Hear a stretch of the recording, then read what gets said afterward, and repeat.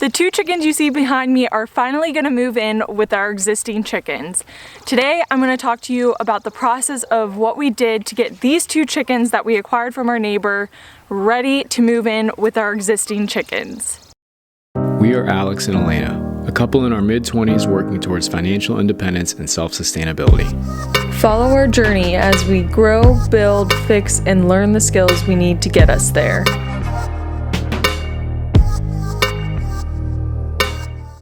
If you acquire some chickens from a neighbor or maybe someone online who needs to rehome some chickens, the first thing you need to do is check those chickens for illness. So you're gonna look for things like lice, mites, scaly leg mites, and also respiratory issues. In our case, one of these chickens had an obvious respiratory issue. Regardless if the chickens are sick or not sick, your new chickens are going to have to be completely separated from your existing flock to start.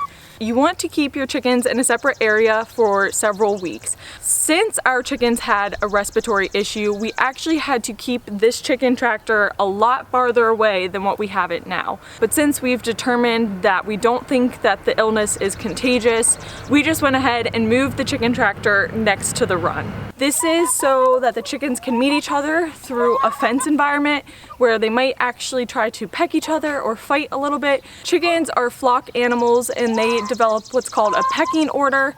So you need the chickens to be able to do this safely with the new chickens. Our existing chickens already have a pecking order, and if you were to just throw these two chickens in with them right now, they could potentially get pecked so badly that they have extreme injuries. The idea is that you want to introduce them slowly and gradually. So I'm sure that you can hear the chickens behind me. They're super loud right now. They want to get out and want to free range. So we're gonna go ahead and do that first, and then we're gonna continue talking. All right, so we're gonna let out our existing flock first. Yes, we still have our wreaths up. Don't judge us. I haven't gotten around to taking them down. Okay, girls.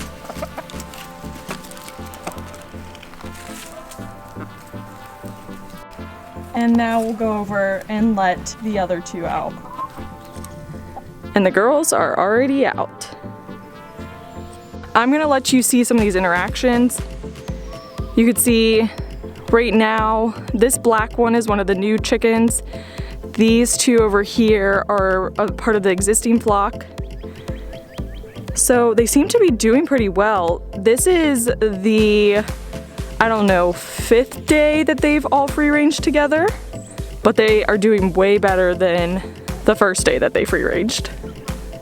I looked away for a second because one of our existing chickens was chasing the two new chickens, and they were able to get back into their area in a safe place to be able to hide from the chicken. So that's your next step with any chickens that you're introducing into your flock. You want to let them free range with your existing flock. This allows them to have a space where they can run and hide if they need to. You're not going to avoid the chickens from fighting.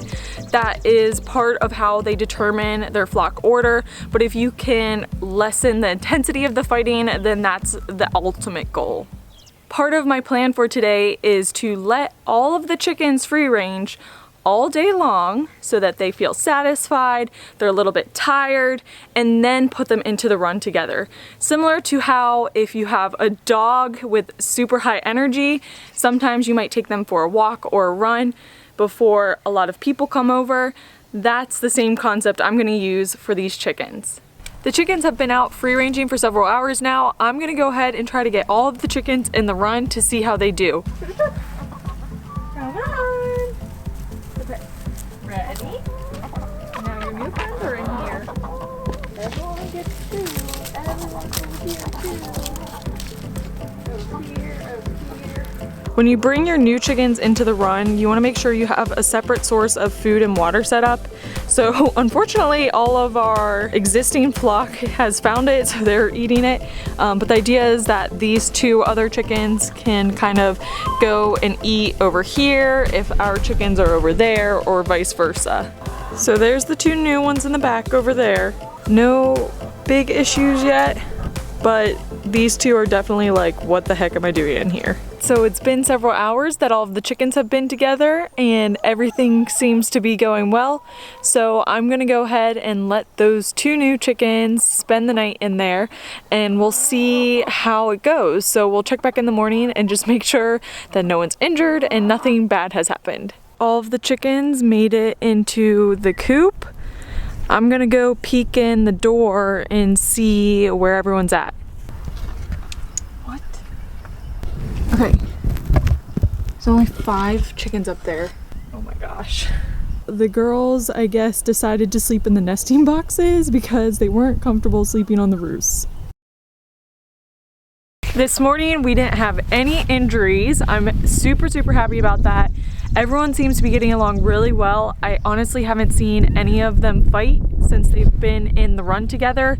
I'm really pleasantly surprised with how well it's gone. I think it helped having that chicken tractor right next to their run for a couple of weeks. So I think we ended up having that next to this area for maybe 3 weeks, in addition to the chickens being further away for an additional, I think, 4 or 5 weeks.